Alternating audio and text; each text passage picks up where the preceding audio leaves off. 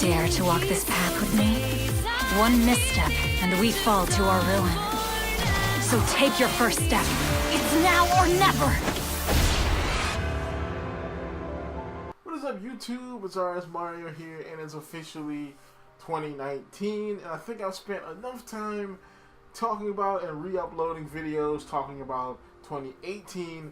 Now it's time to talk about 2019 and how we have finally reached the point where Fire Emblem Three Houses is months away. How many months? I don't know, but it is months away though.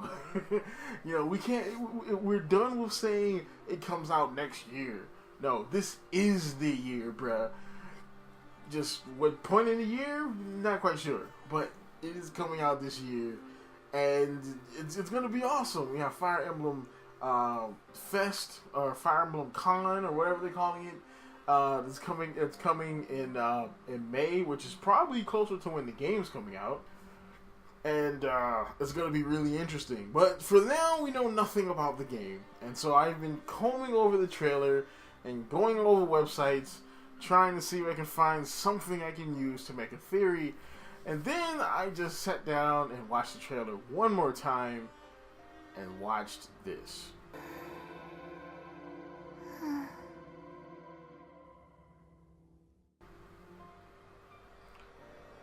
Yep.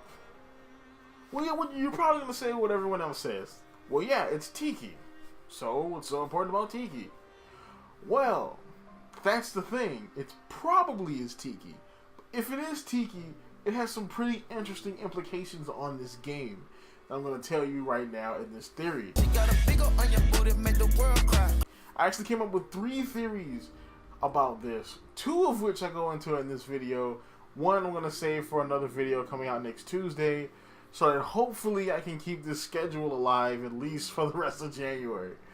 So, well, if we're right and this is Tiki, so if everybody's right and this is Tiki, then the implications this has on on the setting of the game and the time period of the game are immense. Because Tiki is really only connected to one, well, technically connected to one area of Fire Emblem, and that's the Akania games. And if you don't know what the Akania games are, they are Shadow Dragon, New Mystery of the Emblem, Echoes, and of course Awakening. They take place on the continents of Akania, and which is whatever the name of that continent is in Awakening, and Valum / Valencia. So of course it's not going to take place on that continent, more on that later, but if Tiki is involved in this game, which the trailer kind of implicates, then this game's going to take place in that same world. Kind of similar to how the Jugadral games, which are Fire Emblem 4 and Thursia 776, also take place in the same world, just on a different continent. So, what does this say about the time period of the game? Well, just look at Tiki's picture. So Tiki is a kid in this picture. So, and last time we left Tiki in Fire Emblem Awakening, she was an adult. So she was a full-grown adult, and that was 2,000 years after the events of Shadow Dragon and New Mystery of the Emblem, which are the main games that Tiki really factors into. So her being a kid probably means this game takes place either before or right after the events of Shadow Dragon, because those are the only times that she was asleep and a kid. Alright, because after, during the events of Shadow Dragon, Marth wakes her up, she joins the team, and she is key to getting the Falcyon in that game. She's also kind of key in New Mystery of the Emblem, but I didn't read the story to that game, so I don't really know what she did. But I know she wakes up again in that game, and she doesn't really go back to sleep until near the end, until the end of the events of Awakening, even though she does eventually wake up and kind of lives with the people. But yeah, she only goes to sleep twice. That is before Shadow Dragon, which is when Naga puts her to sleep to keep her powers from destroying the world, and right after Shadow Dragon, because, Manakeets are going insane at this point, so the dragon sages put her back to sleep again to keep her from possibly falling under their fate. Of course, that all ties into the story of Shadow Dragon, so I'm not going to really get into that. The theory here is that maybe this game takes place before Shadow Dragon. Long before Shadow Dragon. Because, well, if she is asleep, and this is on Academia, then that means the place she's sleeping in is probably Ice Dragon Temple. Which is the place where she wakes up in, where you wake her up in the game Shadow Dragon. But this place doesn't really look like ice. It looks green. So it might be maybe Jade? Maybe another temple? You know? I mean, there are dragons for the different elements. There's ice dragons, there's fire dragons. Green is really kind of connected to wind in the Fire Emblem world. So it makes me think this might be a wind dragon temple, which would be interesting. Green does tie into the dragons, you know, quite closely. And her hair is green, so is Naga. She's the daughter of Naga. It could all be connected. This could be a temple of Naga, for all we know. But the big thing is, it might not be on Academia at all.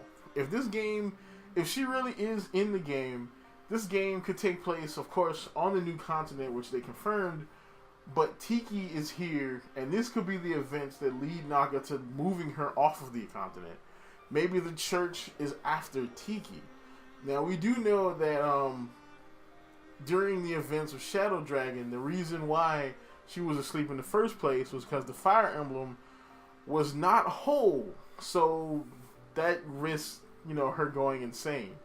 Now, once the Fire Emblem was put back together, which happens after New Mystery of the Emblem, or in New Mystery of the Emblem, then that's how she can just roam around naturally without going crazy, because the Fire Emblem is keeping her in check, essentially. So the seals in this game could somehow tie to controlling or waking up Tiki. Even though I don't think this is Tiki, though. The other theory I have for this is, if it isn't Tiki, then who is it? Well, I mean, it could be Mila. I mean, if this does take place before Shadow Dragon takes place at least a couple hundred years before Echoes. So this could be Mila, but I don't quite think so, because I think Mila is pretty old, so she probably is an adult at this time period anyway, if she's not already sealed in the sword. The only other person it could be is Nagi. So if you don't know who Nagi is kind of like a Deus Ex Machina created by Intelligent Systems, just in case you were lame in Shadow Dragon and you let Tiki die for some reason. Because if she dies, you can't get to the Falcion, which basically screws the game up for you. So if she does die, the Dragon Sage points you into the direction of a new tower where you meet Nagi, and she gives you a false Falcion, which still allows you to kill the dragon and win the game.